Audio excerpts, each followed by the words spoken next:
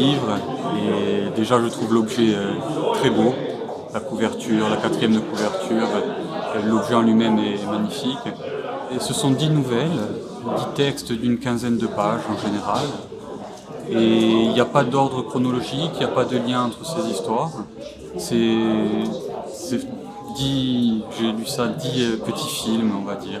L'univers, c'est un univers anglo-saxon, américain, avec 2 petites incursions à l'extérieur, une en Écosse, une en Irlande. De plusieurs époques, je pars quasiment de l'Antiquité, on va dire, jusqu'à une époque actuelle.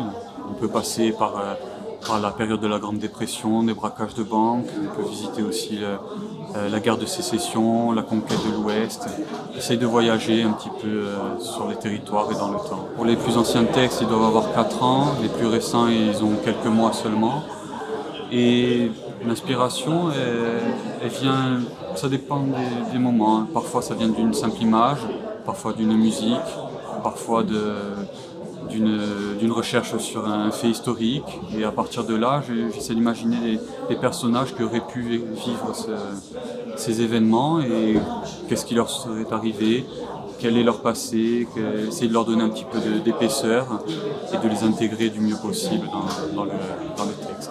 Et même la façon d'écrire mes textes, parfois je les imagine derrière une caméra plus que derrière un stylo. Après, chacun trouve son moyen d'expression. Il y en a qui utilisent la langue corse, comme je l'ai fait moi aussi sur certains textes.